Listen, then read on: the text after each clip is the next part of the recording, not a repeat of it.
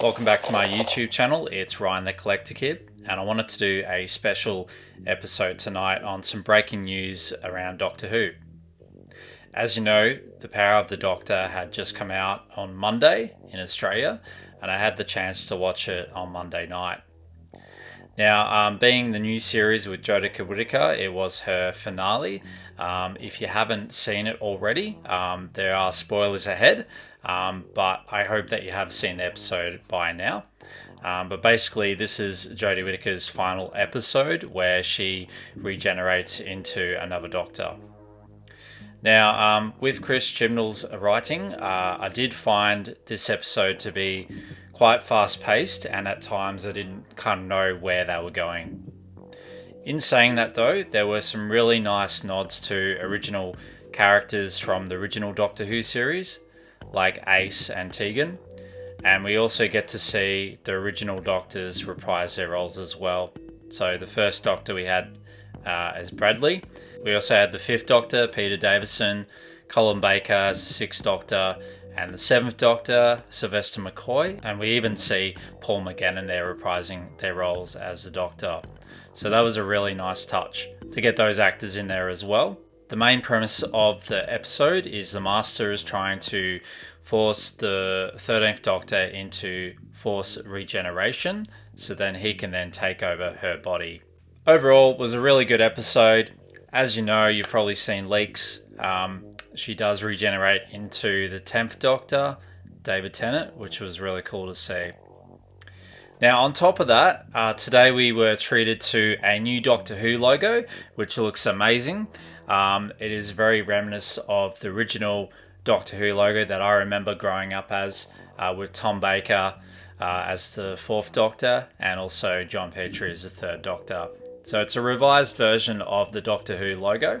On top of the new logo, there was a bit of information that they've announced through the Doctor Who website, and it states that Disney Plus is to become the new global home for upcoming seasons of Doctor Who outside of the UK and Ireland. So that does sadly mean that it probably won't be available on the ABC anymore through ABC iView or through ABC on TV. So it sounds like they've obviously gone in partnership with Disney Plus, and from what I've been reading, this is not the first time that they've done it. I still remember when I was 14, 15, Doctor Who wasn't on the ABC anymore. We're talking about the classic series. So I actually wrote a letter to the ABC to find out why there wasn't any Doctor Who. They actually replied back to me by saying that Foxtel had actually bought the rights to Doctor Who for the next 10 years.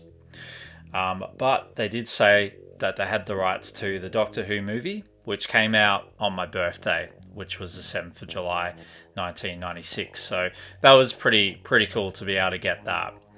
Now, as you know, after the 10 years from Foxtel, they then rerun the original Doctor Who series from the 1st Doctor right up to the 7th Doctor, which was pretty special, and that was sort of from 2003 onwards. So I'm really excited to see the new Doctor Who logo, and would love to get your thoughts and comments on that as well. Now, it doesn't stop there. We obviously were also treated to the second drop of new B&M Doctor Who toys, and this is something that I'm really excited about.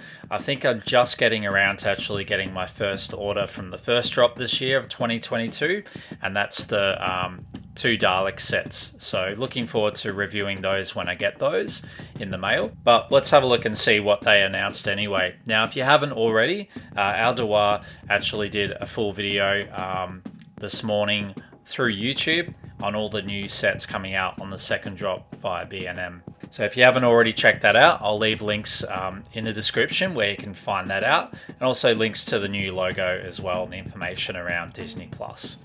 So the first set that was announced was the 9th Doctor Collector set, and this includes the 9th Doctor as a TARDIS emergency hologram. We also get the 9th Doctor with updated head, jacket, and new deco. And we also get a Rose Tyler action figure, which apparently is a version 1 with an updated deco as well. If you're a fan of Rose and the 9th Doctor, and particularly the hologram figure, that could be a good set for you to get. Next up, we had the 13th Doctor Collector Set, which composed of a TV transmitted Weeping Angel, and it also has a alternative head. So it has it in normal pose and then the attack pose. We also get the 13th Doctor in her inverse flux outfit, which is more of a darker blue colour. So if you like your variants of Doctor Who figures, that could be a good one to get. And we also get a Yaz Khan with alternative head and updated decoration as well. So if you like the 13th Doctor series, that could be a good set to get as well. Next up, they had the History of the Daleks set 11, and this includes 2 drone Daleks from the Genesis of the Daleks, including Drone B and Drone C. Now, from what I was seeing in Alduar's video, he was saying that these were based off the actual real props in that episode, and they've included some really subtle things like scuff marks, including colours in the skirting and just the way that they look. There are subtle differences there, which looks pretty cool. So that could be a good set, but of course I'm a big Dalek fan anyway, so I'll most likely get the History of the Daleks set 11. Next up, they announced the History of the Daleks set 12, based from the Destiny of the Daleks. Now, I'm a huge fan of this Tom Baker episode, Destiny of the Daleks, so I will definitely be getting these Daleks. And again, these were a mixture of different props that they had at the time. Alduar explained that there was kind of a mixed match of different Dalek parts that they put together. So there are some subtle differences with each Dalek, and they've tried to make that very clear on each model with extra scuffing, even up to the ears or the lights. They've added some extra definition and flanging around that as well. So something that I feel that they kind of missed was I would have liked to have seen a re-release of one of the Destiny Daleks with the bombs on it, because I know that that is a very hard Dalek to get and would love to get that in the collection. So again, maybe that's something that B&M and Alduar can think of releasing in the future, but that's kind of my only criticism around that set. Next up, they announced the First Doctor and electronic TARDIS set, which includes the First Doctor portrayed as David Bradley. Now, this is pretty cool because this is a whole new head sculpt of David Bradley, who was portrayed as the First Doctor, and he's looking really, really good. I've got the detail down really nicely from what I can see. And also we get another electronic TARDIS. As you know, you can never have enough TARDISes. I love collecting my variants of TARDIS, and this one is electronic as well, so it does have lights and sound, which is really cool. They've really gone to town on this, so they've really scuffed it up, made it look really old. You can see the St. John's ambulance sticker is really frayed. The police box pull to open telephone sign is really yellowed and old and grimy, and just the whole TARDIS looks really scuffed up. So I'm looking forward to getting that one.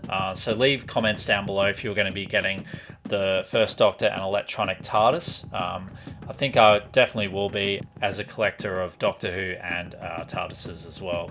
Now, it is obviously based on an adventure in space and time, and also the 12th Doctor story Twice Upon a Christmas, as well as other Big Finish audio adventures, which they've mentioned on the website.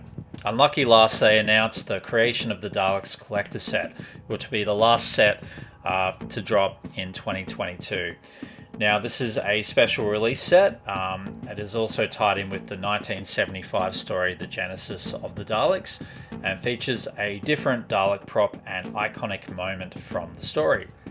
So it includes a prototype leader Dalek, which in the episode The Genesis of the Daleks, Davros is creating a prototype Dalek, which is pretty cool. And it also includes Davros, played by Michael Wisher version, and they've obviously made some really nice paint apps on this.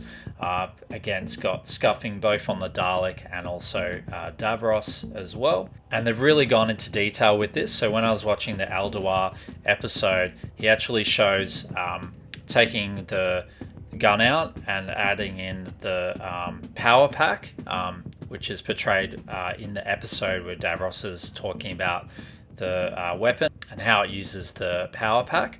But they've also gone ahead and made the sucker come out as well. So both the gun and the sucker are detachable, and they both come with power packs, which I think is really cool to have something quite unique to be able to display there when you're setting up your figures.